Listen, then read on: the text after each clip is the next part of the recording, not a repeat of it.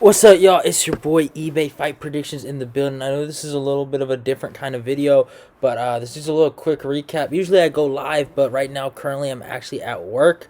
I am doing some security work, so I'm in the break room currently. So thank God. But I've been trying to. I was kind of like scared, like God damn it, I won't be able to do a recap or whatever. But I was like, it is what it is. I'll give you guys a mini one because I was don't want to say I was watching the UFC fights at work, but I was watching the fights. So I'll be honest with you guys. But it was a good card. I didn't do the best on this card. I know a lot of people. I remember last year were pretty mad at me. Was mad at me because I didn't do enough recaps last year. They felt like I was running if I had a bad night. I'm being honest with you guys. Even if I have a good night, I don't. It's really hard for me to do a recap sometimes. It depends like on my energy level. Sometimes I'm tired, man. I get tired. You want to go to sleep.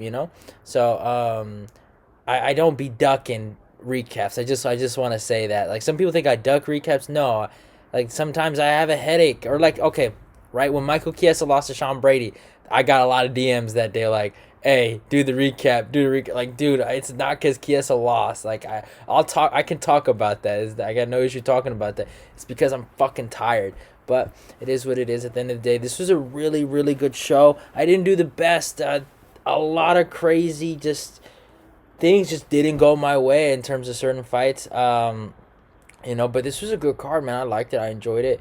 But yeah, let me get the card going up. But I mean, fun fights, a lot of finishes, not a lot of decisions. But I mean, obviously, I felt like there were some decisions that went the way I didn't agree with. Like for instance, Luis Aldana, I thought Bruno Souza won that. It was close, but I understand that. Matthews Calall versus David Dvorak. I understand why they gave it to Calall because of the.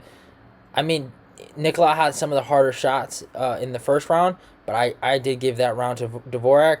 I scored it a draw, but I can understand a pretty good clear 29-28 decision. It was close, but in terms of damage, I think Calall won that. But I thought Dvorak. I still think Dvorak has a high ceiling. I was really impressed with his toughness. He was able to kind of walk through some shots. Obviously, he needs to work on his defense, but I was really impressed how he didn't give up on himself after that first knockdown. So yeah, good on him. Jennifer Maia versus Manon Farah. I think Farah is the real deal. Man, that girl impressed me against Jennifer Maia. Not in the striking. I thought Maia actually kind of had moments in the striking. Actually, I was actually impressed with her wrestling, and I picked her to beat Maia. And after the Kaylin Chukagian fight, it's just hard to take her seriously at this point in her career. But yeah, man, it is what it is. Farah got the W, and she out-grappled her, and it shows me that I think we got two soldiers to take out Valentina Shevchenko, man. I got some hope in Talia Santos. I think Talia has a chance, and if Talia can't get it done, I think Farah can fucking humble some of these Valentina fans. Next up, Alta Khabib Kazirov versus Denis Tulin. I thought this was a really fun fight. Kazirov is actually somewhat decent, man. He's somewhat a fun fighter to watch, actually. He strikes. He high grappling pace. He was able to take him down. He had some trouble in that first round. He got hit with certain shots, but when he got the takedown, he got the back. He was a finisher, and he got the submission real quick. And I was actually somewhat impressed with that. And then craziest knockout of the night, Chris Gutierrez versus Dana Bakhtarel, man. That was a beautiful spinning back fist he caught him with. I thought Bakhtarel was actually doing really well, and I faded Bakhtarel every single fight that I've done a prediction on him on YouTube. And the fight I decide to pick Bakhtarel, he decides to fucking lose. But good on Chris Gutierrez. I think that guy is a legit dude in that bantamweight division, man, to look out for. I think he's gonna be a problem. I was really really impressed with that. A fight that I wasn't able to catch was Sarah McMahon versus Kira Rose. I didn't actually get to watch that, but Sarah got the W, so good on her. She proved me wrong. And then Mark Dukesky versus my boy Borachev. Man, Borachev, you got to learn how to wrestle. My brother, man, he got drowned in there. He got drowned. But it is what it is at the end of the day. Dukesky, good on him. I said it in the video.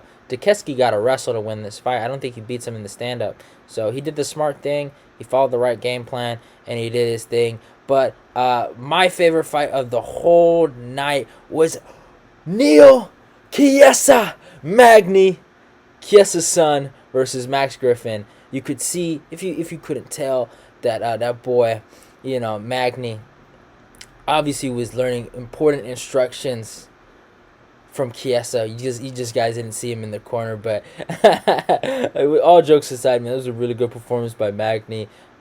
He gutted out a tough win, called out Kamzat. I'd love to. I always thought that was the fight to make. I felt like that was the fight. If you want to build up Kamzat, he has a decent feud with him. They have some heat, and it's a good challenge for him to see where he's at. And you know, I would have loved to see that fight, but it is what it is. Magny, he's pulled through now. He's on a 2-fight winning streak. Max Griffin and Jeff Nealman, good wins, man. Magny's, he's one of these guys. He's a tough guy to beat. You got to be really good to beat him. That's why Chiesa beat him. Next up, Askarov versus Kykar France. Great fight. In my opinion, fight of the... the Matt Brown fight versus Brian Barberena fight was close too. But this was a good fight. I thought Askar did his thing in the first round. And it was just a battle of output. It was a really close fight. I didn't have a problem with it going to Kykar France, even though I really want to see Askar beat Kai because what he did to my guy Cody. But it is what it is. I think I'll just wait for Figueiredo to murder Kykar France. But it's an interesting fight, though. I like that matchup. I remember my boy Star Wars Khalil fan was telling me that he thinks Kai has a chance to beat him Figueiredo, and I could see it, but you already know. I'm not a big fan of Kai. If you know, you know. Next up, Matt Brown versus Brian Barberena. Man, I thought Matt was doing so good in the beginning of this fight. Just the output of Brian Barberena and just what he was able to do in that fight kind of won him that fight. I thought it was really close. They booed him out the building. Felt bad for Brian Barberena, but I think Matt has nothing to be ashamed of. Brian Barberena is the same guy that went tooth and nail with Vicente Luque, so no shame in there. And then Gracio's quick submission win over Joanne Wood was really impressive. Good on her. She's a girl to look out in that flyweight division. She might make some storm. And in the main event, Curtis Razor Blaydes knocks out Chris Daukaus in the second round. I was really happy for Curtis, actually. Good for him. This was a really good win. He needed it. He needed it badly. Not saying that, he was coming off some losses, but he had to prove himself in that division, and I've said it before, if Curtis doesn't show me any real improvements, I'm not going to put him in that discussion where he can fight for a title. He showed some real improvements. Yeah, was it a downgrade in competition? I think that's fair enough to say. But one thing I like that he uses reach, he uses jab. He did. One thing I didn't like is that he did close his eyes when he did connect with that cross, almost like he was scared to get hit.